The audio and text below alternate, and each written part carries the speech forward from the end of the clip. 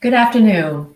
And on behalf of the Miami Herald, El Nuevo Herald, and our parent company, McClatchy, I would like to welcome you and thank you for joining us for today's Florida Priorities panel discussion, The New Miami Economy, How South Florida Can Make the Most of This Magic Moment. My name is Monica Richardson, and I'm the executive editor of the Miami Herald and the El Nuevo Herald. We have an excellent panel lined up for you today, and you being here shows your interest in this important topic. It also shows that you support us in our mission around trusted journalism. Our newsroom doesn't just react, it leads. And today's panel discussion is an example of that. We are committed to journalism excellence and providing content that has local impact. Florida Priorities originated in 2018 as an annual summit that featured the state's thought leaders, discussing fresh ideas and new solutions to the most pressing issues facing Florida. In 2020, it evolved into a virtual panel, an event series that went on throughout the year. We launched our 2021 series with a panel on COVID-19 earlier this year that addressed the return to the workplace. The Florida Priorities panel series is designed to serve as a true exchange of ideas between you and the community. We hope you'll find today's panel very meaningful. I hope you'll register for future Florida Priorities events. And before I go, I want to say a special thank you to our subscribers. Your support keeps us going. And if you're not a subscriber, we hope you'll take today to join and be informed on these and other important topics that the Miami Herald is covering. Again, thank you for being here, and please enjoy our show.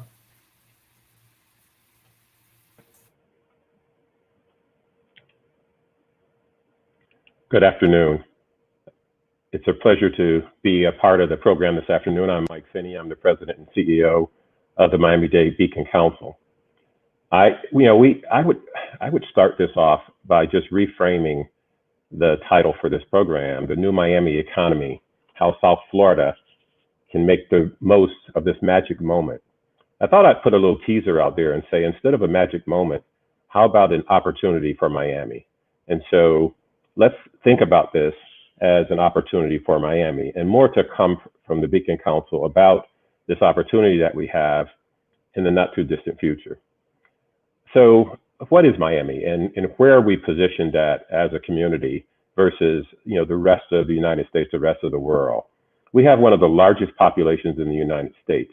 If you think about South Florida, the Miami MSA, we're about 6.3 million people. At 6.3 million people, that makes us one of the largest MSAs in the United States. We would be larger than 32 other states. Our GDP is also in the top 40 or so in the United States. So we are really an economic powerhouse with a significant level of talent available to help solve real world problems that we know exist here in South Florida and frankly throughout the United States and throughout the world. We're excited to be a part of some of the exciting things that's been happening over the last dozen years or so. And we think about this moment that we're having, it's been driven to a great extent by COVID-19. But the reality is a lot of the building blocks for this have been put in place by a lot of folks over the past dozen years or so. And it's really exciting now to see it all start to come to fruition. And we think this really is about an opportunity for Miami. So on behalf of the entire Beacon Council team, our board of directors, and all the other stakeholders affiliated with the organization, we really appreciate the opportunity to partner with the Miami Herald and the entire organization in bringing this webinar to all of you this afternoon. Thank you, and I appreciate the opportunity to share a few thoughts.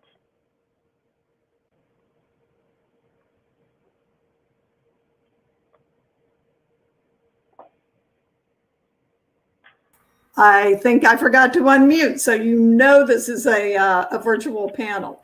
Hi, I'm Jane Wooldridge. I'm the business editor at the Miami Herald, and this being Miami, I'm also the visual arts editor because we are a diverse community in so many different ways, and our economy is just one of those ways. Mike, thanks for framing the conversation for us. We have an article, a Q&A with Mayor Suarez yesterday in the Miami Herald, where he described this as a movement, not a moment. And I hope he's right about that. And I think many of us assume that that is, in fact, what is different about this time than many of the other times that those of us who are old Miami hands have experienced in the past. While many CEOs have long had second homes in South Florida, this migration appears at least to be more permanent. And there are a confluence of forces that have shaped that, as Mike alluded to. Tax policies are one of them. If you're coming from a high tax state, boy, we look pretty great. The pandemic, we've been able to be outdoors throughout the pandemic, and that's certainly been great. And we have a business-friendly government. All of those factors have led tech and finance entrepreneurs to move their families here, something that hasn't always happened. And in some cases, their businesses as well. Not surprisingly, though, for those of us who've been around a while, we've seen wealth migrations before, and we have to wonder, will this current movement really last? And whether locals will actually benefit in terms of jobs and economic diversification. That's what our panelists will be discussing today. We'll talk about what it's like to be part of the new Miami wave, how those of us who already live here can help ease the transition, and how we can all work together to benefit the broader Miami economy. Our panelists today include two relative newcomers, Keith Raboy, who's general partner of Founders Fund and a recent arrival from California. Hi, Keith, welcome. Nice And to be here. Sadek, great, happy to have you. And Sadek Waba, chairman of investment firm I Squared Capital, which moved to Miami from New York in 2018. So he's the relative part of the newcomer. We'll also hear from some voices of experience. Raul Moss, Miami program director of the Knight Foundation, will be with us. And also Shu Nyada, managing partner at Softbank, who's standing in for Marcella Claret, who was called away at the last minute. And we'll also talk with two community activists, City of Miami Chair, Commission Chair Ken Russell, and Felicia Hatcher, CEO of Black Ambition. We will take questions as we go so that we don't hold them all to the end, because by then everybody's forgotten what they asked and what they wanted an answer to. So please feel free to text those questions to 305-735-1915, and someone on our team will make sure that they get to the rest of us.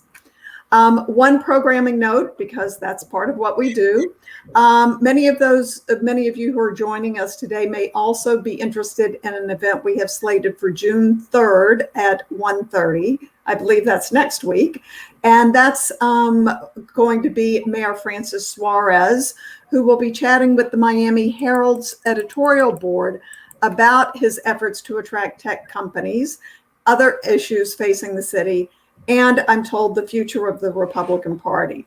So if those topics are of interest to you, please put that on your list. And now we'll go on with today's program. And so we have Keith and Sadek. And we want to start with you, Sadek, because you've been here a little bit longer, and ask you what led you to make the switch from New York to Miami. And how has that experience been for you and your company? Great. Well, first of all, thank you, Monica, for the introduction. And thank you, Mike, for the great work you're doing on behalf of Miami. I think, by the way, you said something very important, which is the building blocks have been there for decades. And I think we should never forget that. The great work that's been done by many, many people in Miami.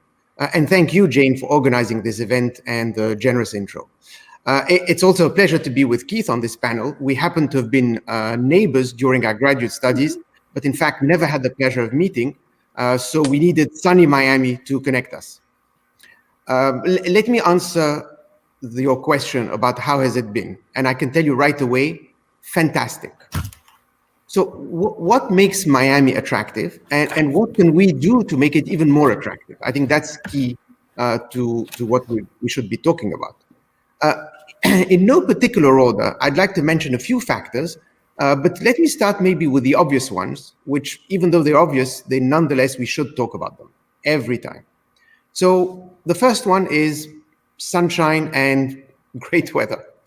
So I think today most Northerners are looking for sun, good weather, and the lifestyle that brings with it. People are now choosing to live in a healthier, more balanced way. And they want to be outdoors year-round.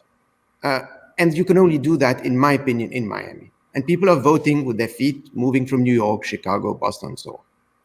I think the second element is people. Miami has a diverse, multicultural, multilingual population. And in a global, interconnected world, that's a huge plus. And as diversity becomes extremely important for all of us, Miami has been living it for decades now. Third, you mentioned it, fiscal policy. Absolutely. Florida has no income taxes. But it's not just a question of no income taxes. It's really that it has been able to balance its budget with other sources of revenues. And that's extremely important. We have seen in the last couple of years a creeping up of those indirect taxes, if you want. So it's important to understand how we can widen the revenue base without having a particular tax going up and having a negative impact. So maintaining that balanced budget is extremely important. A fourth element, culture. I spoke about diversity of people and culture. You know what? I would encourage everyone to go to the Adrian Arch Center, a leading cultural center, not just in Miami, but in the US, comparable, honestly, to Lincoln Center in New York and other places. You'll see the diversity reflected in the programs that they have. So think of ballet, leading ballet company, the Miami City Ballet in the US, concerts from New World Orchestra, contemporary music. I was at the Arch Center last week listening to the legendary Chucho Valdez. I think Arch Center has one of the best jazz programs, frankly, in the world. Okay, what else? Any family that moved, and when I think about my colleagues from I Squared Capital that came to Miami, they wanted to know that there is the proper basic infrastructure around Miami. So health. I personally discovered an amazing health system where people truly care, and doctors will, something very rare these days, will actually listen to the patient. So if you look at some of the stats, we have about 228 physicians per capita, compared to about 150 in New York. Health cost is slightly lower than the average. We need to maintain that. And people who are thinking of coming to Miami really ought to go and visit some of these healthcare systems. I can think of the Baptist healthcare system. Amazing. Leading cancer center, orthopedics, cardiovascular. University of Miami has one of the world leading eye institute, the Bascom Eye Center, and on and on and on. So again, great resources. Second thing is education. Miami has a great education system, K-12, and many leading colleges. But I think it's probably an area where we should expand and improve. So if you look again at some of the stats, school expenditure per pupil is lower than the US average. Pupil to teacher ratio is higher than the national average. And the one that concerns me a bit is students per librarian or counselors is really much higher than the average. And that needs to be rectified. So we need to invest much more in our education system. The other thing is when you look at the percentage of four-year college graduates, that again needs to improve. 26% compared to 37% for a city like Chicago. The last thing I'll mention is mass transit. That's an area where, unfortunately, I think we need to spend billions of dollars in improving.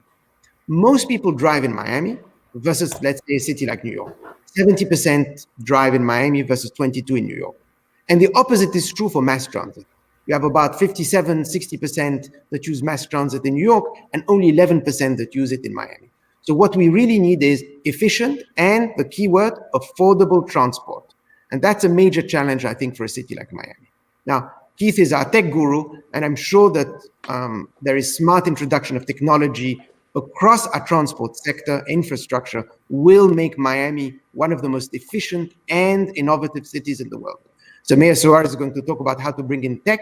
I think we need to be able to bring in all that technology to bear on our infrastructure. And that, I think, will be a huge plus. So as you mentioned, I relocated my family and my company 3 years ago from New York to Miami. We were the first financial group to do that in 2018. And I have to tell you, as I said before, and I'll end there, it's been absolutely fantastic. People have been warm and welcoming, and we love it here.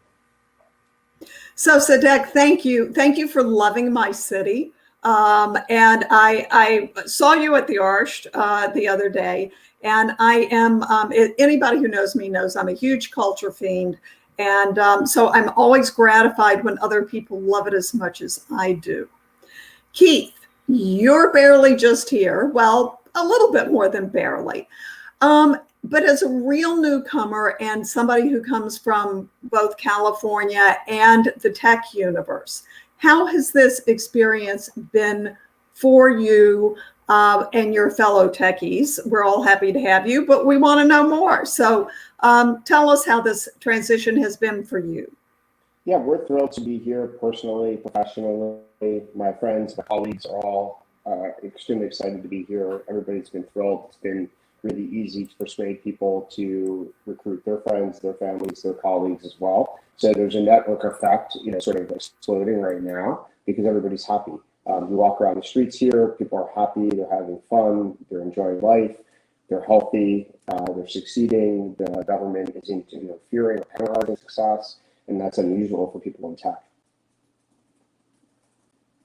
Okay, so that's great. Remind us how long you've been here and what made you decide to come. So we moved here December 10th. So we bought a house and moved in same day, and have been here since. Really haven't felt any reason to travel since we've been here. We basically had two reasons. One was we wanted to escape California.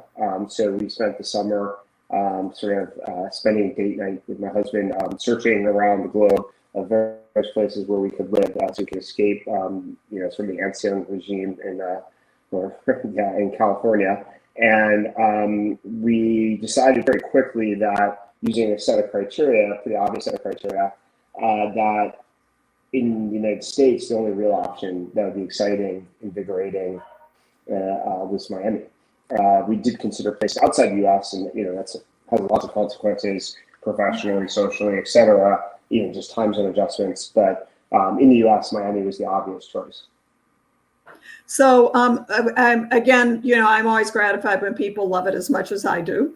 And I have been here, I hate to tell you, a frightfully long time. I moved here from New York a very long time ago when it was not possible to get dinner after 7:30 at night, except at Versailles and La Carreta. And I'm incredibly grateful that that's no longer the case. We have lots of options now. But from a tech standpoint, Keith, what future and opportunity does Miami have? Because we're not Silicon Valley. We're probably not going to be the hardware kings of the Western universe. What's our opportunity and how do we capitalize on that? We've heard a lot of conversation over time here about how maybe we don't have as deep a talent. We haven't been in the tech business as long. So what do you see as the obstacles and the opportunities? Well, I think first principles, let's start with history. Silicon Valley wasn't Silicon Valley until relatively recently either. I think people forget this. They assume that technology over the modern world was all created in this little weird epicenter in Silicon Valley. And it's kind of an artifact. History started in the 1950s, realistically, where people were escaping Boston and Massachusetts for a variety of reasons, and a bit of New Jersey, which is where I'm from. And it was really 8 to 12 people that escaped Boston, Massachusetts, and built a new culture and in the foundation of the modern world in many ways in Silicon Valley. If you've ever been to Mountain View is a bunch of orchards, the most boring, benign, mundane areas on the globe, maybe. Sand Hill Road, which is famous for people like me, venture capitalists, over the last 40, 50 years, is full of drab office parks, completely uninspiring.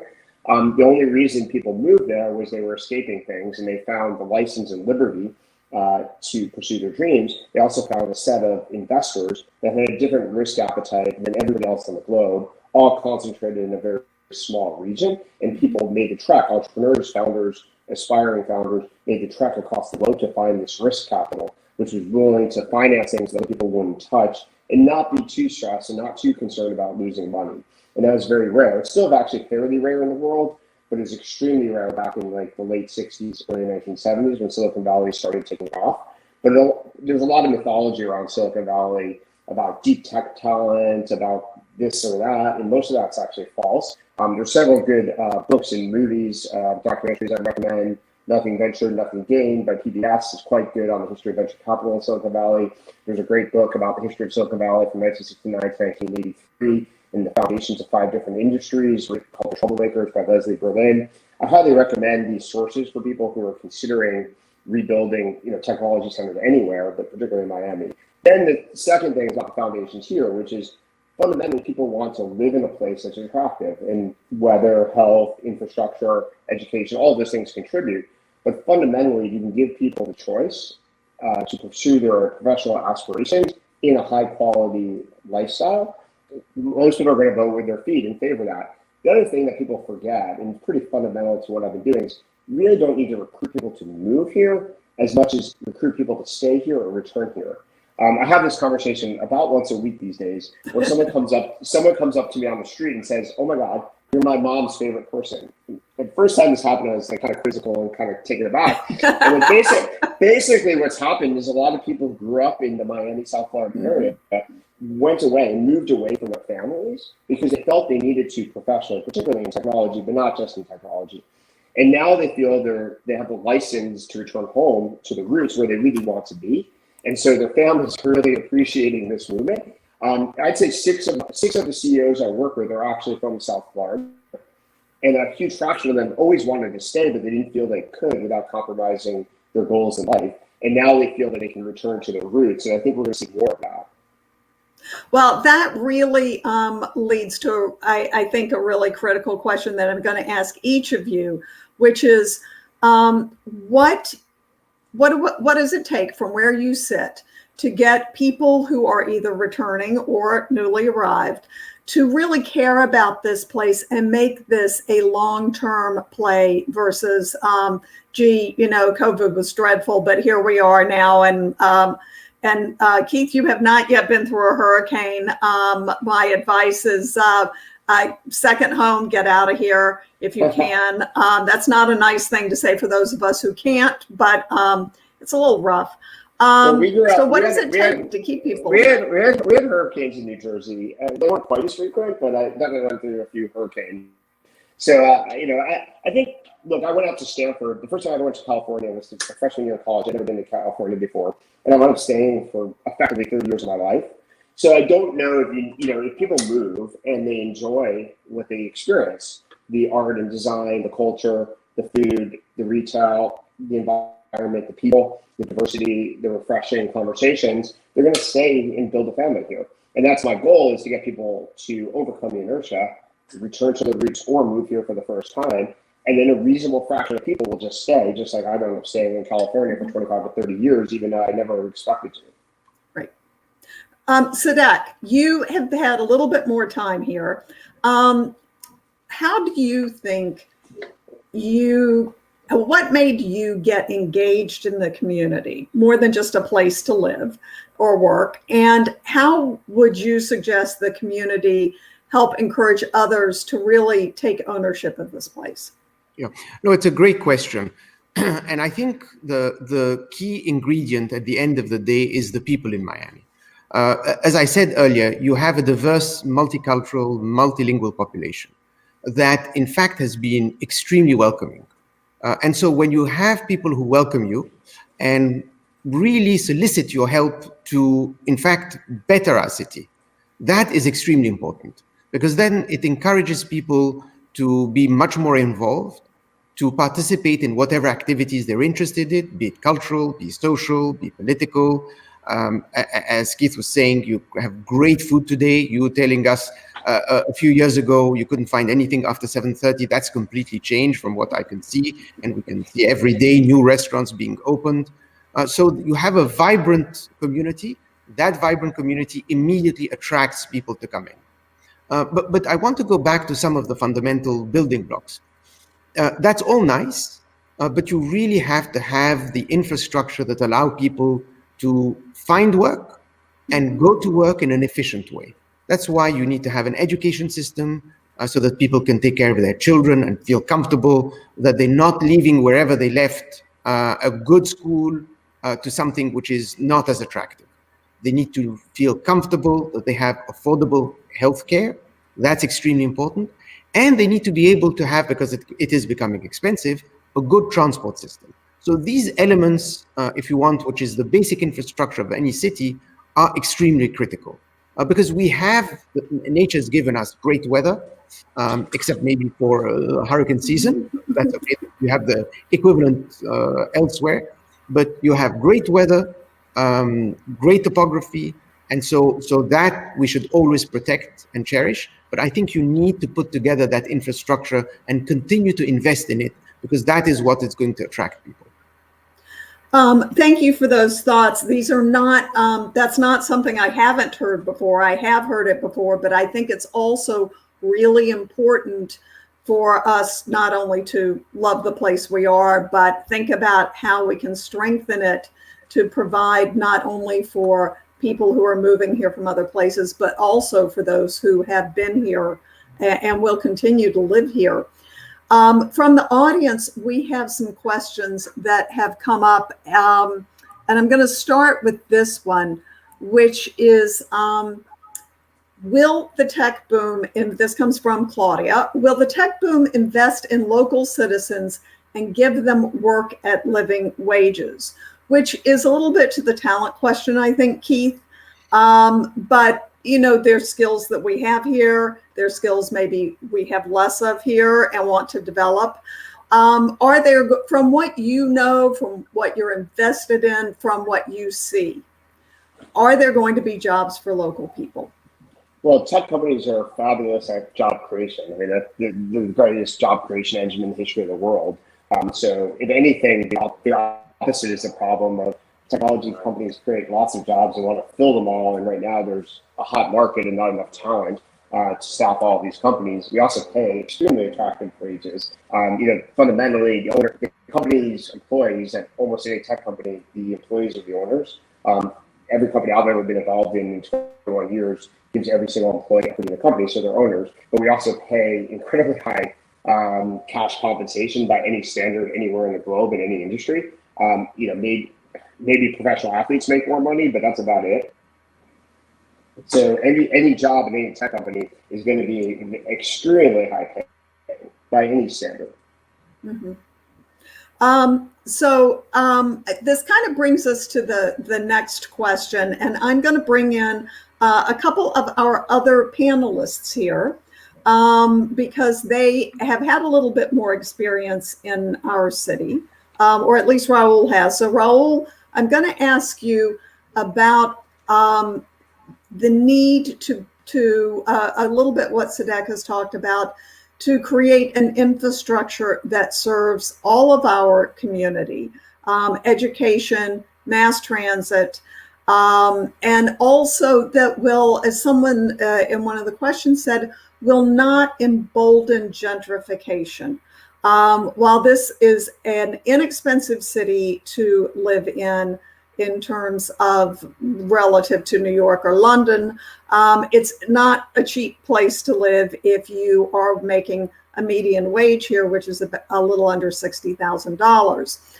Raul, you've been here for a while. What do you see in terms of the progress of the community and some of the efforts that you've seen both at night and elsewhere to improve the community for everybody? Absolutely, and great to be with you all. I couldn't agree more with what Keith and Sadek were sharing about what makes this city amazing. My hometown, I've chosen to be here and to build here. Jane, you kind of alluded to some of the work that we've done at Knight Foundation. So most recently, in February, Knight Foundation invested $15 million at FIU's School of Computing and Information Sciences and at UM's Institute for Data Sciences and Computing. And those $15 million, what's really interesting about that is that it leverages and or unlocks state and or other private donor funding that really is foundational to getting these educational institutions that are part of the tapestry of Miami, the cornerstone institutions in Miami. It gets them to the road kind of to kind of go to the next echelon, right? To level up in some ways. And you might see downtown. I'm in downtown. I got the port behind me. Academia, higher ed, at times can be like turning one of the cruise ships that's behind me. It takes a while to turn. But that's exactly what's just happened, I think, in the last few years, that Miami-Dade College, Florida International University have all taken note that it's not just a fad, it's not just interesting, it is fundamental to their relevance to provide students with cost-effective, market-aligned pathways to gaining skills. That they absolutely, if they're going to maintain kind of top 50 status or reach top 50 status and be a leader in talent production, they have to align their curriculum to market needs. They have to make sure that students, learners, are learning in ways that accommodates them and that is preferred by them. And that at the end of the day, they're not just pumping out volume, but they're also matchmaking, right? That they're matchmaking between the market, between opportunity, companies that are hiring, and the students that are graduating. What Knight kind of has responded to with these $15 million in new funding at FIU and UM and Baptist Health as well is demand, right? So we started our program investing in Miami's tech startup community about 10 years ago, very much an animation and activation play back then, a very different global landscape for tech and talent, a very different situation in Miami. And today, what we responded to in those $15 million in new funding was an increasing demand from Miamians who wanted to participate in the city's tech and innovation economy, and from the market, from companies who had come here or were coming here and needed more and more competitive talent. So I couldn't agree more, Sadek, that we need to kind of invest in that direction. Knight has certainly taken the first stab at this. We look forward to doing a lot more. That kind of investment, Jane, will pay dividends for generations to come, especially a university like Florida International University that looks like Miami. It's one of the nation's largest minority-serving institutions. A significant portion of FIU's students are first-generation Americans. They are the manifestations of their parents' hopes, dreams, and sacrifices when they came to this country. We know the stats, more than 2/3 of folks in the city were not born in the city. More than half weren't even born in the country. And so Miami, when I think of FIU, when I think of MDC, when I think of UM, I think of a city of strivers and makers and merchants, as our CEO, Alberto Bargain, would say, of folks who hustle, who have grit. If we can enable that, if we can capacitate that just authentic grit and hustle with the right skill sets, level up the capacity of FIU, UM, MDC, and others to produce talent at the market's needs, I think we have an incredible force, talent force and labor pool to really kind of hold us for the 21st century. I love the fact that you talked about hustle and grit, because I think those are true hallmarks of the Miami mentality. When I first moved here from New York, entrepreneur was kind of a dirty word. It meant you couldn't find a real job.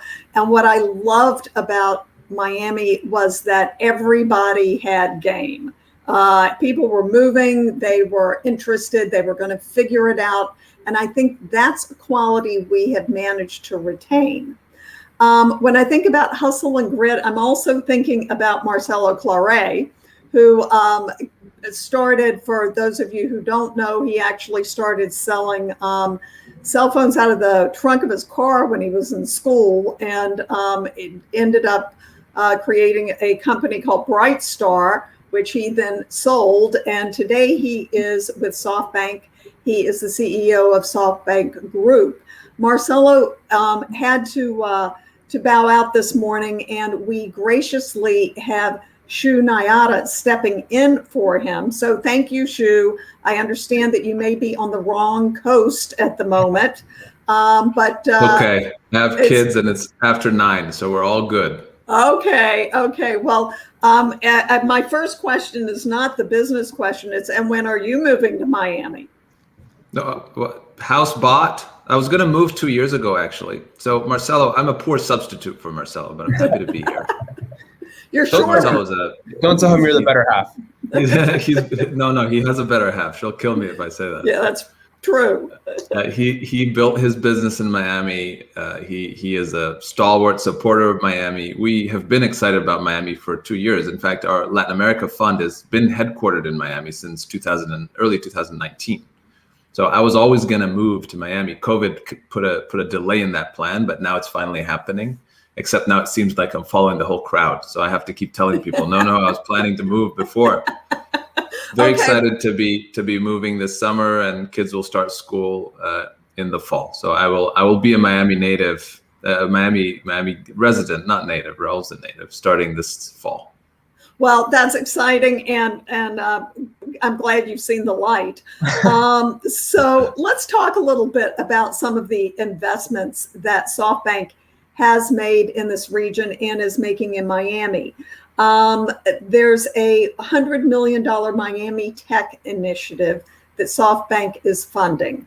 Tell us about that. What do you hope to accomplish with it? Yeah, it's a bigger story than that. So really, we're bringing Softbank to Miami in all its forms. And what that means is, first of all, our Latin America fund, which is a $5 billion fund, very significant, the largest fund in Latin America, is already headquartered in Miami. Everyone from that fund will essentially be located in Miami unless they're in the region. So the vast majority of our people will be in Miami.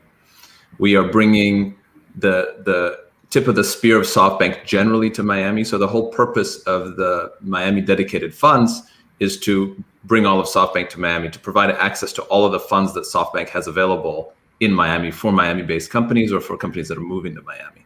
So it's really not about $100 million, and it's not about a small fund for Miami. It's about bringing all of SoftBank's resources, whether it's our Opportunity Fund for Founders of Color, our Vision Fund, our Latin America Fund, our people, to Miami and making it a central part of our map as a company.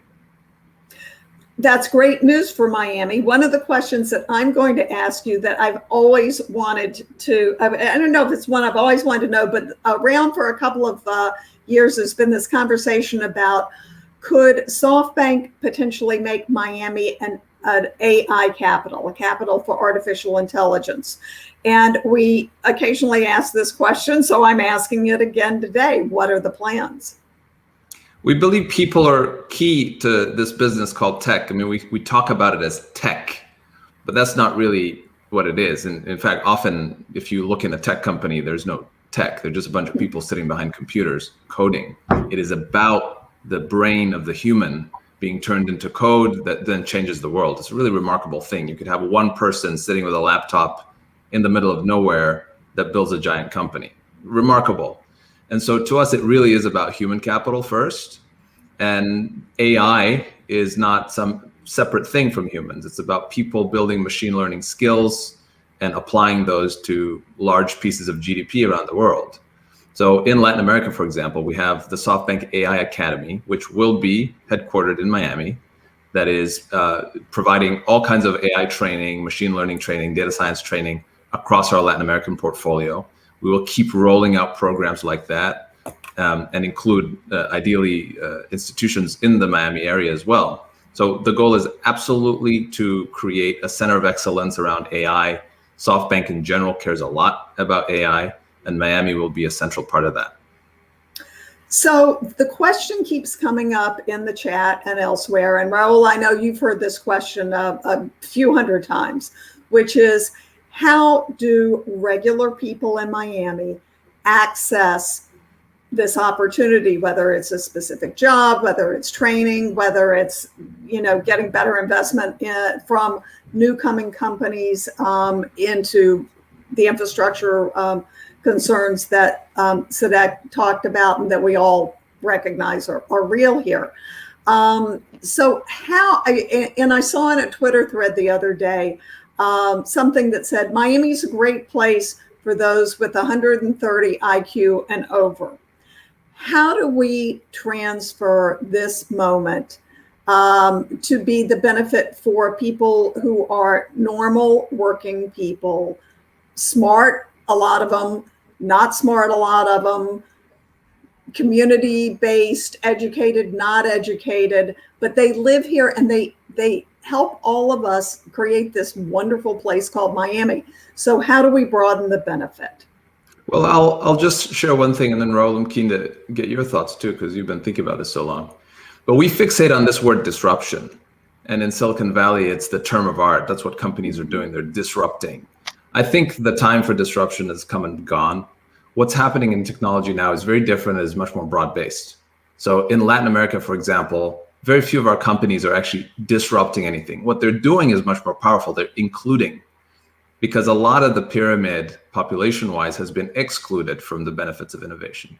So I feel very strongly the next wave of technology innovation, of entrepreneurship, will be much more about inclusion than it'll be about disruption. What does that mean?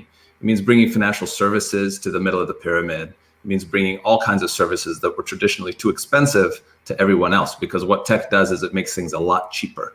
So Miami has a really interesting opportunity to reframe what tech and innovation means and to make it the capital of inclusive innovation. And when you think of it that way, there are opportunities for everybody to get involved. Companies like Rappi, which is a Colombian company operating in Brazil and Mexico, for example, is a food and grocery and pharmacy and cash delivery company, but it employs all kinds of people to provide that service. So Miami, similarly, where we have Reef, which is a company that maintains parking lots, but is also building what are called cloud kitchens and other infrastructure on top of that. A lot of people are employed in that infrastructure. It's tech and it's innovative, but it's not really disruptive. It's much more inclusive. So Miami as the capital of inclusive innovation, I think, is a really powerful idea that starts to get past this fear that I feel a little bit from people who've been there for a while, that they will be excluded from what's coming.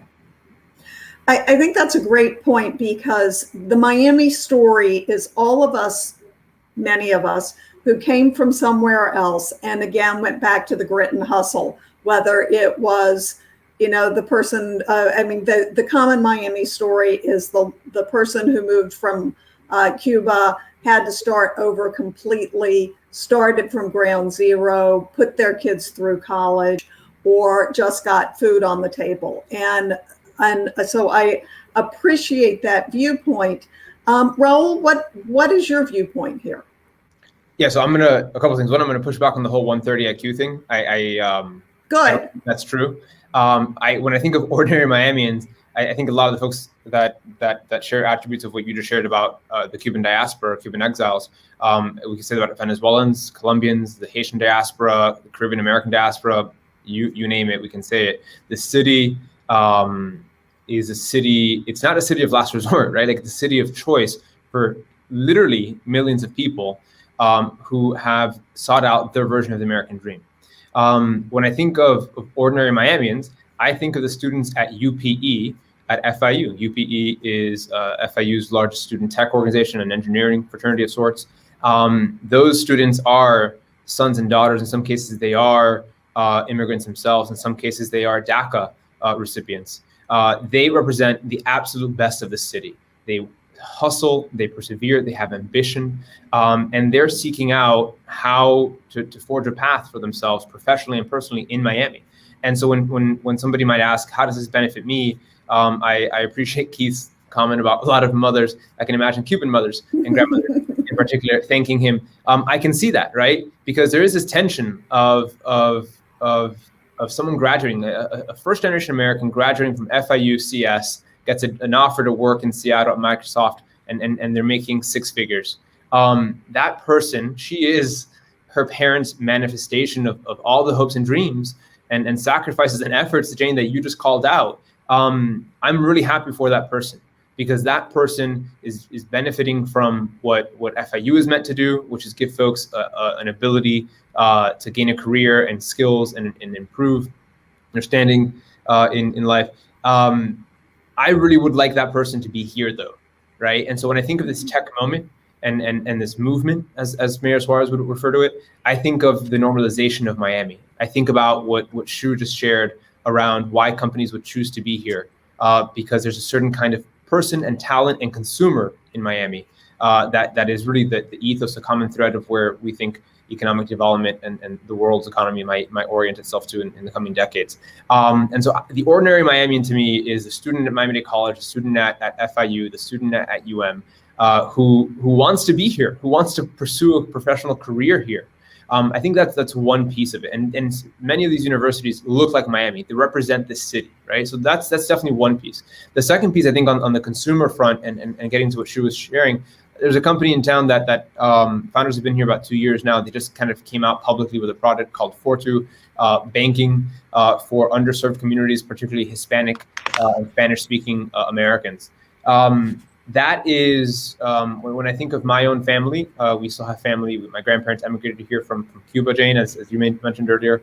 To send money to family on the island, we pay 20% in transfer fees, right? That is absurd and ridiculous. And that story is true for most remittances. that folks send to the home country, wherever family might be, where they support. And so 4.2 is changing that. It's not just changing that in terms of saying, hey, you can bank with us without fees, without overdraft, without minimums, et cetera, meeting consumers where they're at, right? Who pays the most in overdraft fees? Low-income Americans. Right.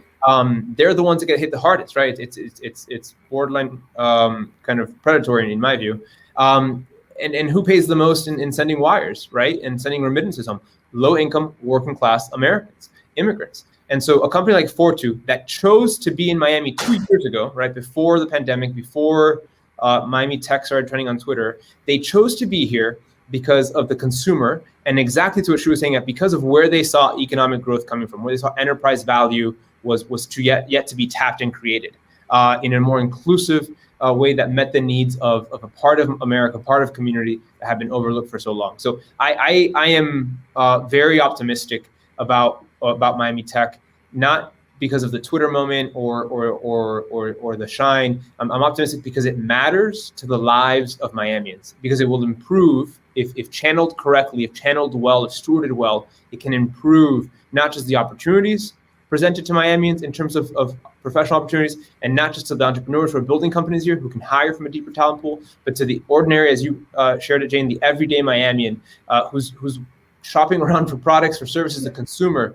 who's going to have more access at a better price point, more choice ultimately in doing that, because product was built here for them, with them in mind. Thank you for bringing that up, because I think the democratization of technology is a little bit of what you're talking about. It's making lives better for people. And that's a great point to have brought to the table, which kind of segues into our next couple of panelists. We have, and they are going to address, we will have both Commissioner Ken Russell and Felicia Hatcher. And a lot of the comments in the chat and the questions that have come from the audience are about being young here, hoping that what happens is that there is truly a place for the people who have been being educated here, who have grown up here. And here's one of the questions: how do we make sure that this is done right? A lot of young people in my network are concerned about these companies coming down and potentially not hiring local, causing locals to further get pushed out of an already tough housing market. Some of the other comments that have come up are along those lines and have to do with how do we make sure that there is a place here for everyone. And so I know both Felicia and Commissioner Russell are very much involved with inclusion, both in terms of diversity and in terms of economic benefit for the entire community. So Felicia, I'm going to start with you. You're quite eloquent about your views that this has to be an opportunity for everyone. You have just taken on, I think this week, a new role as CEO of Black Ambition. Tell us what that is and what its goal is. Sure. And so I co-founded the Center for Black Innovation here in Miami with two partners 7 years ago as Code Fever, and then now Center for Black Innovation. And it has always been making sure that the Black community is an active participant and a financial beneficiary of the innovation economy, and very much of this moment, right? Even with all the conversations and convenings that have been happening to this point.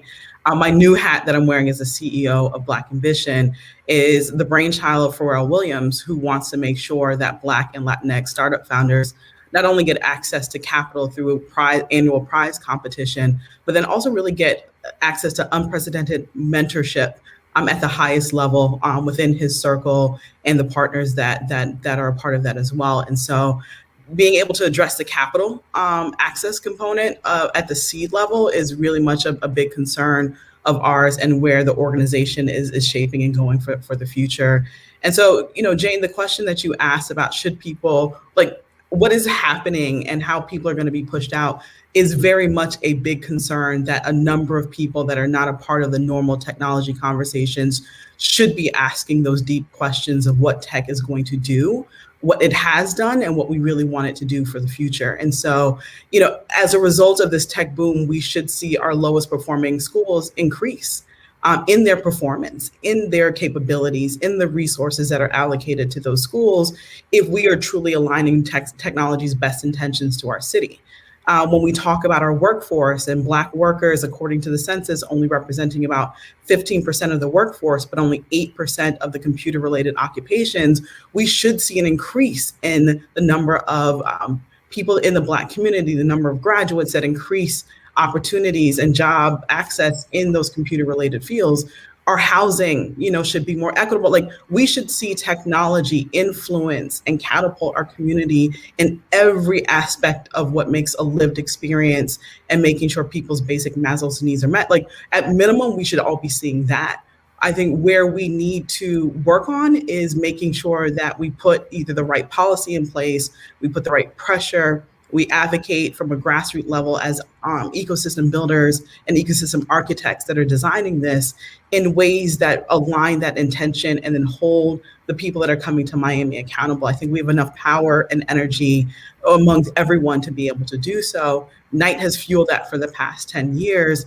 And I think one thing with all the conversation that people have around Silicon Valley and what happened to Oakland and making sure that that does not happen here in Miami is our government has to play a major role, right? And so one part of the conversation that no one talks about how Silicon Valley became Silicon Valley is the fact that government played a major role in the form of not only dollars and contracts, but research and development. Like, that is what truly built it.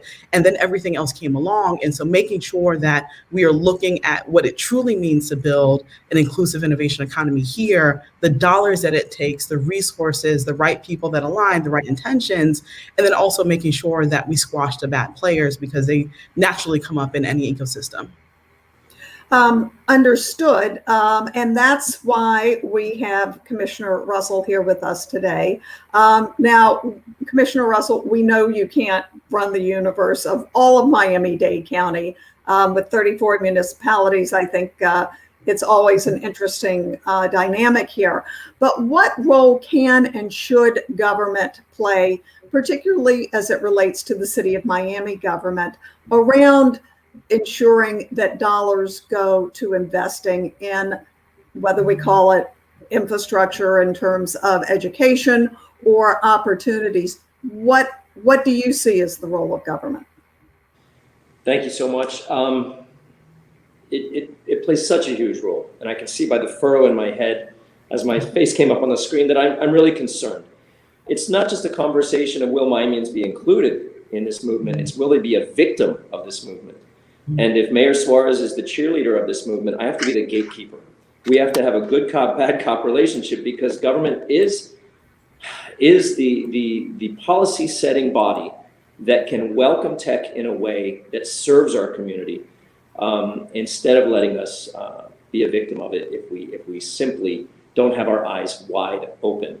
We have to look back at the other communities where tech is leaving to see why are those governments not so welcoming of tech anymore? What happened to that relationship? And if we do have our eyes wide open and we're thinking long into the future about how this relationship will grow, we'll take the right steps to mitigate the negative effects that have happened from such an influx or boom. And the biggest thing facing us is our housing crisis. We are not relatively affordable to other cities. In fact, the city of Miami is the least affordable city in the country already. And that's based on a factor of how much of our salary we spend on our rent or mortgages. And we're the least affordable by far. And that is pre-tech boom and pre-real estate boom. So I have a lot of concerns for our community. We have a lot of challenges. And so as investors, as tech looks at Miami and they see the postcard of who we are, I hope that in their initial trips here, that they look a little deeper because we do have a lot of challenges and they can be part of the solution instead of part of the problem. But that's all based on the policies we put in place. as a government. And we need help from people like Felicia. And that's why I'm starting the Tech Equity Task Force, which will basically be the flip side of the welcome mat, to say, listen, if you're going to be here, here are the rules of the road. If you need incentives from the city, which we have many, there's going to be a lot of strings attached that benefit us from an environmental perspective, a housing perspective, a social equity perspective. And that's what we need to do. We need to look at the other cities where they've gone wrong, figure out what policies we need to put in place, and make sure that we are holding these companies accountable. Each of them has an ESG score, their environmental, social, and governance score. We can create a roadmap like that to really rate them and welcome them based on what their interests are. If they have interests in storm surge and sea level rise, or transit, or housing. And then also this Tech Equity Task Force will be meant to elevate the voices of those who have been here and paved the way. The OG Miami Tech, which deserves a seat at the table, but could easily be bulldozed by larger forces coming in a big movement. So it's about a lot of that. And I'm really looking forward to working with people in a very collaborative way, but with eyes wide open. So let's talk about what that might specifically look like. On the one hand, you look at the very familiar with the cost of housing issues here. And part of that is due to low wages. And one of the opportunities of the tech movement is higher paying jobs. It's going to take a while for that to translate to everyone. And then we're talking about partnerships that include accountability, but need to work for everybody so that Miami doesn't become the next flash in the pan, but that there's true investment here. What does that investment look like, Commissioner? Well, so when we as a city, let's say we have different things that we can use as levers and tools. We have land, public land that we can utilize. We have grant writing ability. We have zoning capability. These are incentives that we can offer to those who are coming here. I also chair a few bodies called community redevelopment agencies. We have one in the Omni, one in the Overtown that's chaired by another commissioner, and a brand new one in the West Grove. These are areas of need, of slum and blight, where we have an ability to give tax incentives with heavy strings attached. Those grants, those tax increment financing deals must be in exchange for affordable housing, green space, historic preservation, and the quality of life improvements for the residents who live there now. So for example, a developer has already approached, based on this current initiative and movement, seeking a partnership where they can create a tech hub with affordable housing attached, workforce housing attached. And they're looking to see what sort of incentives are available if they were to go that route. And I'm looking forward to more of that. But these high salaries we talk about, it's not just about the stellar professional athlete level salaries. When those executives go home, the tower that they work in is going to be cleaned by somebody. And will they be making $15 an hour? We're currently in discussions even with Softbank on a City of Miami property, where we've already discussed in the lease that every single employee who works on that site will get $15 an hour, whether they're in hospitality, whether they're parking someone's car, or where they're picking up the wastebasket at the end of the day. So we need to use that leverage to make sure our residents are front and center in this movement, and that's very important. We have some more questions coming in, and I'm trying to decide where to go first. Let's ask this one. And Raul, you might want to pop back into this, and Felicia, you might have something as well. How did the legacy African American communities and the Caribbean American population and much of our Spanish-speaking community, how did they take advantage or benefit? And I think the commissioners just talked about some opportunities for that. How else do you see them getting maybe not the job in technology or the front office job, but how do they benefit? Yeah, they should also get the front office job and the C-suite job too, right? I think over the years, as tech companies have come prior to this tech boom, they often skip over Black communities and Black organizations that can help really align them with top talent. When they are looking for drivers or looking for food delivery, they can always find Black communities. But then when they need, top talent, oh my gosh, we don't know where to find them. That's always been a major pain point of myself personally and the work that we've done with Black Tech Week and the Center for Black Innovation. This question is really important because I think as everyone is convening, webinars and conversations, they ultimately come to us. They come to Leanne with Air Ventures and very important conversations and programming that and support that has been happening over the years. But you also should go to the Urban League, and you also should have conversations with the NAACP. Those organizations are places that you can go to tap into the Black community, and then also be able to align resources and really talk about inclusive innovation in a way that can be impactful for the broader, the broader sense of the Black community and underserved communities here in Miami. You cannot have this conversation, whether it's around tech and housing and tech and workforce, if you're also not hitting our faith-based communities. That is where our business community lies, right?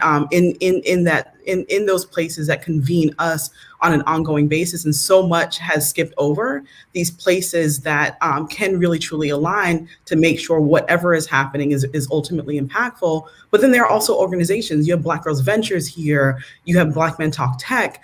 Opalaka CDC has been running technology programs for years. And so as much as you can dig deeper and get more granular in who you're aligning with, who you're reaching out to, that's where true inclusive innovation and equity opportunities start to happen.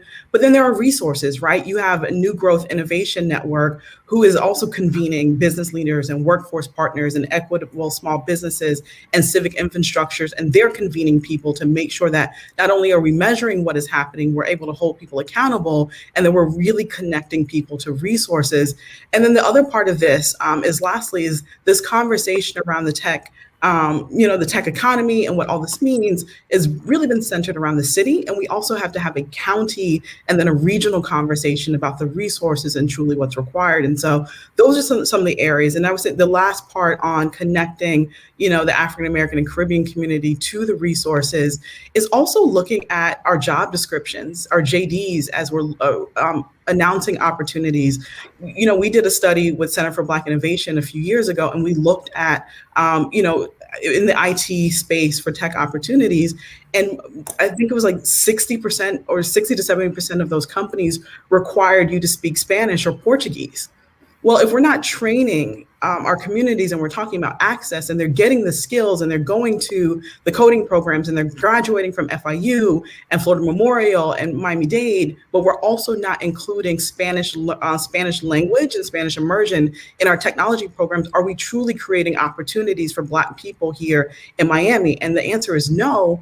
If they have one set of skills, but there's another thing that is required in order for them to actually stay here and be employed here in high wage tech opportunities. And so those are things that I think are actionable and immediate that we need to explore. Felicia, I am going to come back to you in a different moment to ask you to write more about that we can share with not only this audience, but the broader audience. Raul, you have been, and the Knight Foundation believes that access is critical for all parts of the community. What's your thought on this? I think you're muted. 16 months in, still doing it. So I couldn't agree more emphatically with what Felicia said. I highly encourage everyone to Google search for an op-ed from the NBA player Udonis Haslem last year, speaking about specifically that someone born and raised in Miami, a Black boy specifically born and raised in Miami, who does not speak Spanish upon graduating, has diminished job prospects, and how that in a city that celebrates its multiculturalism can also be very kind of hindering and holds people back if they don't have that language proficiency. So I just want to kind of elevate that because there's a lot of truths and a lot of great real kind of bombs dropped in UD's op-ed. Listen, I think Felicia is leading the charge. Things I kind of want to just kind of throw out or kind of elevate from what she shared is, I think, centering the voice of community in the creation process. And so we talk a lot about meeting communities where they're at. It's not just meeting and recognizing where somebody might be at in their learning journey. It's also then building with them from that position, from that place, right? And so the way that we might say, hey, how do we help create on-ramps for a Venezuelan diaspora, right? Folks that up until recently may not have had protected status, the Haitian diaspora, which recently, not entirely, but members of the Haitian diaspora have now received temporary protected status from the federal government. That's very different than meeting somebody where they're at, and someone who's born and raised here, somebody who went to, I don't know, call it kind of Gables High or something. So it really is about bringing folks in, bringing community into the co-creation process. Felicia mentioned Black Men Talk Tech, Black Girl Ventures, all-night grantees, precisely because they've put community at the center, right? It is not this top-down model where I have an answer and we push it down to community. Quite the opposite. Black Girl Ventures, Black Men Talk Tech are bringing community voices up, elevating them, centering them, and then drawing insights and saying, hey, like, this is what's really working well. Let's double down on that investment over here. Hey, this didn't work out well at all. Let's kind of put this to the wayside for a moment. So beyond the what I would call kind of the high level structural pieces, which are huge, right? I think we should be holding ourselves to account at those levels. What does MDC, PS, MDC, FIU's talent pipeline look like? Not just in general, but specifically their CS and data science and tech programs. Do those reflect the diversity of community? Beyond the structural things that are essential because they're systems, that's where so much of Miami is captured, and Sadek was speaking about that earlier. I really think for Knight, so much of it does come down to, is this coming authentically from community?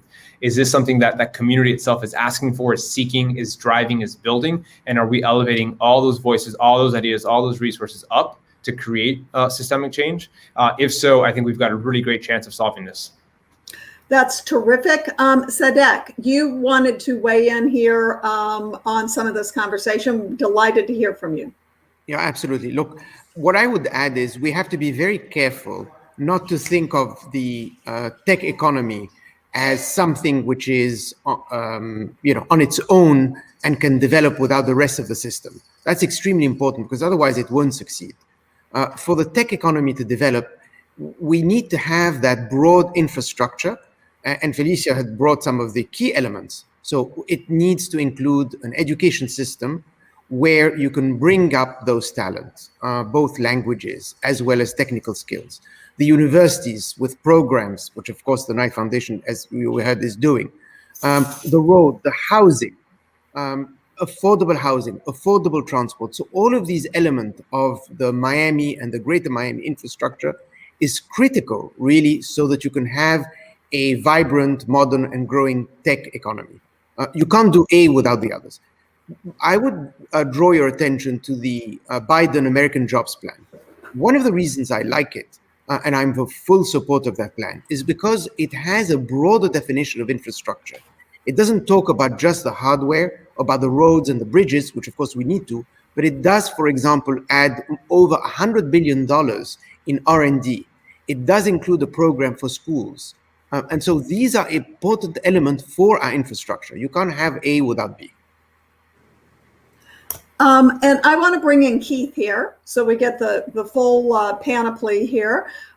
Keith and Shu both, maybe you can each speak for just a moment about your view of how can the community groups, like some of the ones that Felicia has mentioned and others, how can they best partner with technology firms so that the firms are able to hear those voices and take into account ways that might be productive to work together? Shu, I think I've got you, so I'll grab you. The best entrepreneurs, so we fixate on this word tech, but again, tech isn't some separate thing, some separate phenomenon. This is people building companies using technology, right, as a tool to build companies. And what does building a company mean? It means solving a problem. I think the best entrepreneurs in tech solve problems really well. And they do it cheaper than anyone else because they can sit behind a computer and solve a problem that way. A really interesting aspect of cities like Miami, and it's not just Miami, it's any region that's been relatively underpenetrated by goods and services and technology, is there are lots of problems to solve. And often those problems are inclusive problems. So I think elevating the problems that Miami needs solving to the entrepreneurs who are coming to the region to help them solve it is a very natural way to do things. I'm not a believer that very bureaucratic, public, private, partnership, commission-driven solutions work quickly. They definitely don't work quickly. Maybe they work better over some period of time, but not quickly. And entrepreneurs like to move quickly. So again, using the example of what we've learned in Latin America, entrepreneurs are solving problems for everybody because that is where the opportunity is. That is where GDP has not penetrated. That is where services are under-delivered. And I think the same can be true in Miami. I'll just add one comment related to how we're positioning Miami. I hear a lot of zero-sum talk. People who've been there a while saying, here's what we might lose. People who are coming saying, convince me why I should come. Instead, I think the notion should be about everyone building something new together. And it's really a city of the future, more akin to Singapore, Hong Kong, Dubai, those kinds of ideas, rather than just another tech ecosystem in the US. There are many things like that. There are many little tech ecosystems. I think the aspiration should be greater. How can we build a city together as builders? And Miami's full of builders. All the immigrants there are builders. That point has been touched on a lot.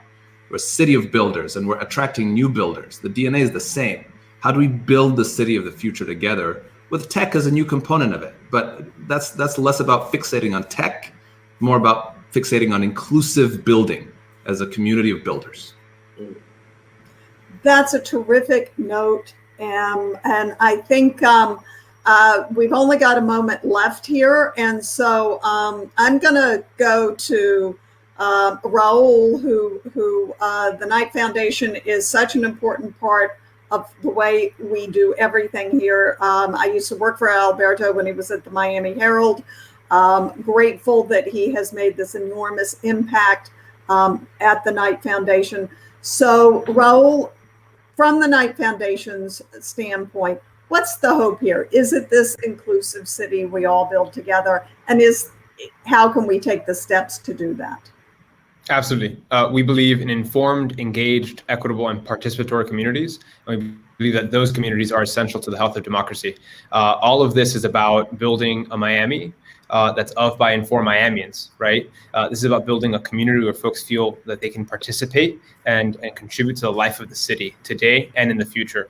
And so what got us on this path originally was Miamians. It was a group of Miamians, of residents, some newcomers at that time, some longtime residents, some born and raised, who said, we want to build tech here, but we don't think we can, or we think we might have to go somewhere else to do that.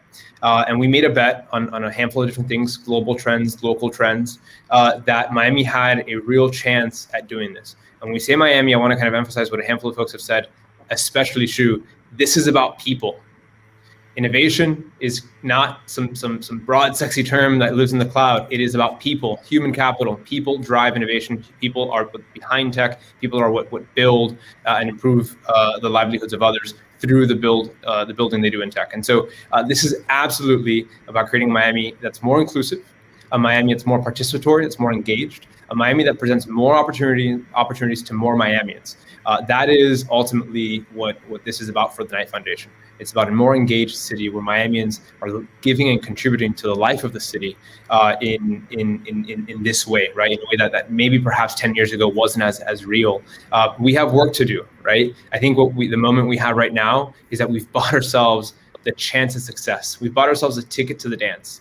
I think a lot of the party is left to be had, if you will, to make sure that the benefits of this are equally accessible. We've made some bets on that. We're looking forward to making more. I'd point to the folks, my fellow panelists who are also making their own bets. I think you've got a really great kind of sampling of the folks and the thoughts that are driving forward what it means to build an inclusive, participatory tech economy here in South Florida.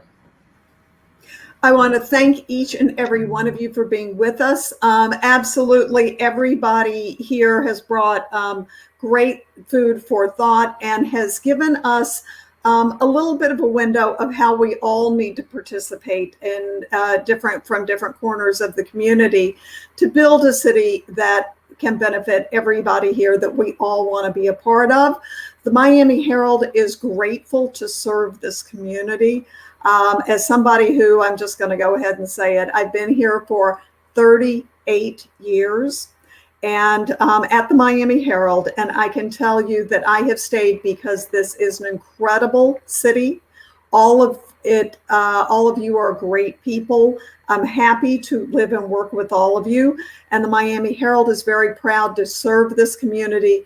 We look forward to having your help to do so better. Please let us hear from you because we want to hear your thoughts. Thank you so much from all of you who've been panelists, to all of you who have sat in on this, and to our team behind the scenes, because they really make it all work.